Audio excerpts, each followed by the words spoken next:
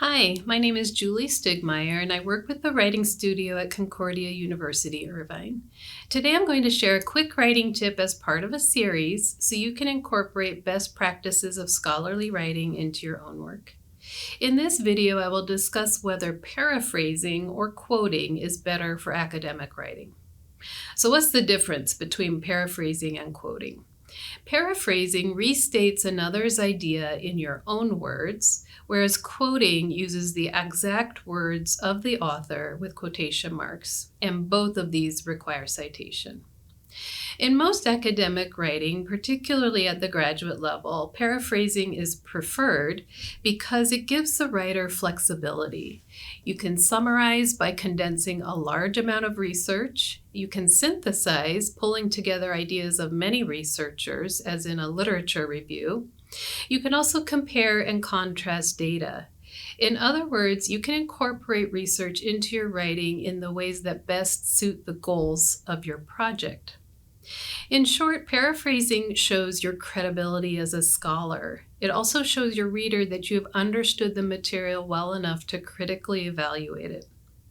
So is it ever good to use a quotation? While quotations are typically limited in scholarly writing, you may want to use them in select instances. First, you may want to include an exact definition or terms from a definition. You retain these words so that you can comment on the definition itself. You also may want to utilize a quotation to capture an author's memorable or special wording. However, it's usually a good idea to use only essential words from the quotation. A rule of thumb I like is limiting quotations to 5 to 6 words and then weaving them into the wording of the sentence. And then also avoiding block quotes of 40 plus words. Here's an example of how to incorporate this into a sentence. This says, according to Zhao et al., engagement can be secured without trust, which is an essential element of servant leadership. This is a short quote, only 6 words, and woven naturally into the sentence.